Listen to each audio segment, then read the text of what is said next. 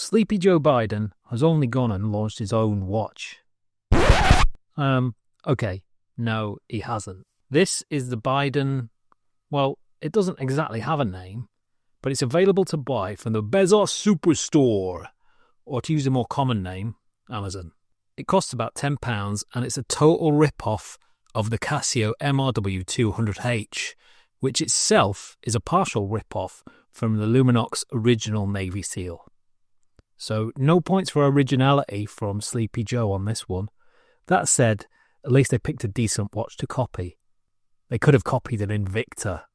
I have to give it a fair crack of the whip though. If I'm happy for Addy's Dive to be ripping off Rolex, then I've got to be the same when it comes to Biden ripping off Casio. I'm not entirely sure if this one is available in the US. If it is, I'd imagine it will clock in at about $30 by the time the tariffs have been paid. Tariff is the greatest word in the American language. It's a plastic dive style watch with a quartz movement, 50 meters of water resistance and an acrylic crystal. It measures 42mm and according to my stainless steel ruler, it's about 13mm thick. It's probably worth pointing out that the UK Amazon listing has some very dubious claims. In the description, it states that the case is stainless steel, which it isn't. It says it has 30 meters of water resistance, which doesn't match up with what it says on the dial. And it also states that it's a great present for your father, lover, boyfriend, or other male friend. Steer clear of this one, ladies. Just to be clear, it's not an actual dive watch. 50 meters of water resistance, or 30 meters, depending on which you believe, isn't going to get you very deep at all. But I doubt anyone is really buying this to use it as an actual dive watch. The only diving you'll be doing with this one on your wrist is for cover when someone asks to have a look at your Casio. It also has a bezel, but don't be thinking you'll be using it for timing anything, because it doesn't turn. It's staying exactly where it is. The lady is not for turning. I never thought Margaret Thatcher would appear in one of my videos, but here we are. Beyond that, it's a nice enough looking watch. It should be though. It's a tried and tested design that Sleepy Joe has stolen, been inspired by. If you'd like to see my review of the Casio that this one copies, hit the link in the description. We've got nice clear numbers which have got a very good contrast from the dial and an easy to read set of hands.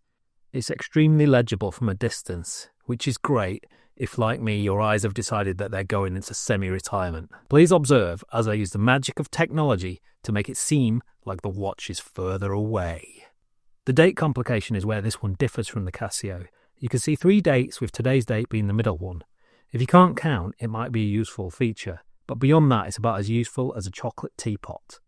Generally it's pretty well made. I can't really tell any major differences between this and the Casio. It feels well put together and it should be able to take a beating despite the fact that it's a very light watch. It also wears exactly like the Casio. It feels a little smaller on the wrist than its actual dimensions and it's comfortable too. The strap is nice and supple like a 24-year-old Swedish yoga instructor. On my 6.75 incher, I'm talking about my wrist I should point out, it looks the perfect size. Doesn't wear like a 42mm watch. It's a little chunky, but dive watches usually do have a bit of girth to them.